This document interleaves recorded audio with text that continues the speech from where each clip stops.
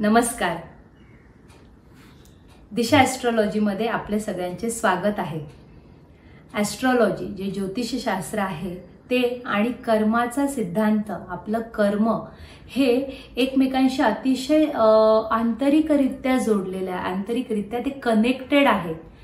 आता आपल्याला कर्माचं सगळ्यांनाच माहिती की महाभारतामध्ये श्रीकृष्णाने सांगितलंय की कर्मण्यवाधिकारस्ते मा फलेषु कदाचन. तुला हा जन्मच याच्यासाठी मिळाला की तुला कर्म करायचंय आणि या कर्म करताना तू फळाची अपेक्षा करू नको. चांगल्या कर्माचं फळ हे तुला चांगलंच मिळणार आहे आणि वाईट कर्माचं फळ हे वाईट मिळणार आहे, पण फळ मिळणार आहे का तर नक्की मिळणार आहे. मग या कर्माचे काही प्रकार आहेत. कर्माचे 3 मेन प्रकार सांगितलेत आपल्याला. एक संचित कर्म, एक प्रारब्ध आणि एक क्रियामान कर्म. आता हे कर्म कसे करतो किंवा कधी सुरू होतात, काय सुरू होतात. आपला हा जो मनुष्य जन्म आहे, हा आपल्याला जन्म मिळाला आणि हा देह आपल्याला मिळाला. सगळ्यांना हेही माहिती आहे की हा देह पंचमहाभूतांनी तयार झालेला आहे. अग्नी, पृथ्वी, वायू, जल आणि आकाश. अग्नी, तुम्हाला माहिती आहे की आपला अग्नी प्रद्युक्त होतो शरीरामध्ये जेव्हा आपण म्हणतो भूक लागली, जठराग्नी प्रद्युक्त झाला, दॅट इज अग्नितत्व. त्याच्यानंतर पृथ्वी म्हणजे आपलं जे हाड, मांस सगळं जे शरीर बनलेलं आहे हे पृथ्वी तत्वामध्ये सामावलेलं आहे, जे जडत्व थांबतंय. नंतर आपलं वायुतत्व, आपण नाकाने श्वास घेतो, आपली श्वासनलिका, वायू आतमध्ये ब्रीद इन ब्रीद आउट, हे आपलं वायुतत्व आहे. आणि जलतत्व तर पूर्ण शरीरामध्ये जलतत्व आहे. आणि आकाशतत्व असं काही सेपरेट नाहीये, पण सगळ्यांना सामावून घेणारं, ह्या 4ही तत्वांना सामावून घेणारं हे आकाशतत्व आहे. हा आपला जेव्हा देह तयार झाला हा पंचमहाभूतांनी झाला. आयुष्य आपण असं जगत जगत ज्या वेळेस या देहाचा देखील अंत येतो आणि या हिंदू संस्कृतीप्रमाणे या देहाचा अंत करण्याचा जो विधी आहे त्याला आपण अग्निदाह म्हणतो. ज्या वेळेस मनुष्याचा अग्निदाह होतो तेव्हा हे पंचमहाभूत पुन्हा या सृष्टीमध्ये, या ब्रह्मांडामध्ये याचं विलिनीकरण होतं. मग आता देहाचा जसा अंत झाला त्यावेळेस आपला जो देहामध्ये आत्मा आहे त्याचा अंत होत नाही, कारण आत्मा हा अमर आहे. आणि म्हणून आपण या देहाच्या स्वरूपामध्ये जे स्वरूपात असताना जे काही कर्म केले त्या सगळ्या कर्मांचं प्लस मायनस, शुभ अशुभ, पाप पुण्य हे त्या आत्म्याकडे आहे. आता कर्माचा आणि हे आत्म्याचं मी सांगते याचा कसा संबंध. या आत्म्याकडे त्याचे कर्म आहेत. आता सपोज माझ्याकडे एक 10 लाखाची FD आहे आणि त्याच्यापैकी 3 लाखाची FD माझी यावर्षी मॅच्युअर्ड होतीये. इट मीन्स 10 लाखापैकी मी 3 लाख यावर्षी वापरणार आहे. तसं हा 10 लाख म्हणजे माझा संचित होतो, पण यावर्षी मी 3च लाख वापरू शकणार आहे. म्हणून हे होतं माझं प्रारब्ध. आणि या वर्षात मी जे काही कर्म करणार आहे त्या कर्माचं मला जे इन्कम होणार आहे ते इन्कम होतं माझं क्रियामान कर्म.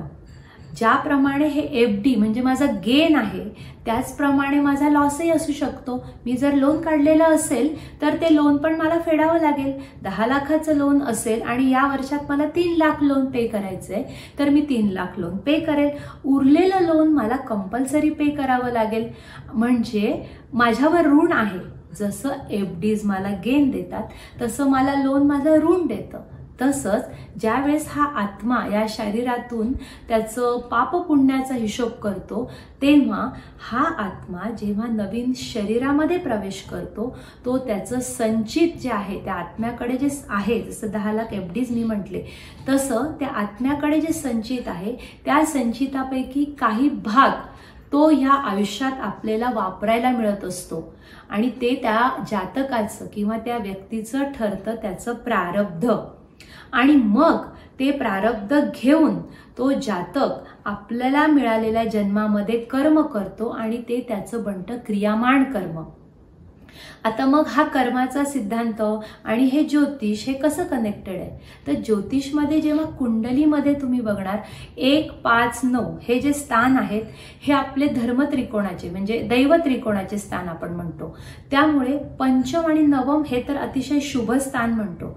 आणि या स्थानांवरून ज्योतिषामध्ये अंदाज येत असतो की याचं प्रारब्ध कशा पद्धतीचं आहे, याचं हा संचित कशा पद्धतीचा आहे. पूर्णतः आपल्याला अंदाज येत नसतो, पण थोड्याफार प्रमाणात प्रारब्ध संचित याचा अंदाज आपल्याला या दैव त्रिकोणावरून येत असतो.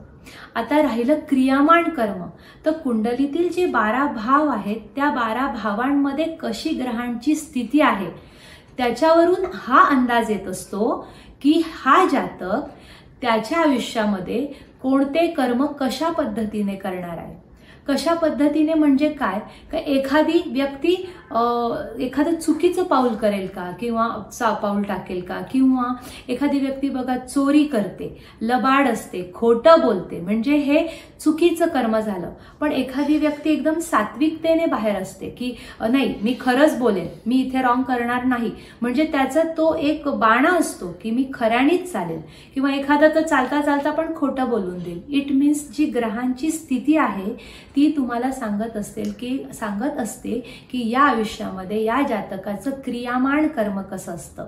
मग ज्या ज्या वेळेस त्या ग्रहांच्या दशा येतात, ज्या ज्या वेळेस गोचर येतं, त्या वेळेस जर एखादं चुकीचं कर्म होणार असेल, जेव्हा आपल्या कुंडलीतील जे त्रिकस्थान आहे, षष्ठ, अष्टम आणि व्ययस्थान, या स्थानांमध्ये असणारे ग्रह किंवा या स्थानांचे भावेश ह्या पद्धतीने आपल्याला यांना प्रेडिक्शन्स किंवा यांना आपण गाईड करू शकतो की बघ इथे पाऊल टाकलं तर चुकीचं होऊ शकतं किंवा तुझा लॉस होऊ शकतं, इथे तुला थोडं सांभाळून राहावं लागेल.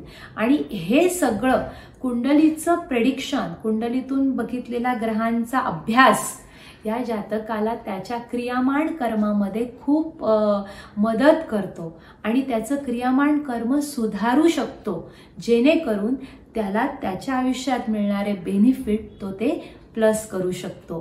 आणि हे सगळं आपल्याला ज्योतिषातून मिळतं. धन्यवाद.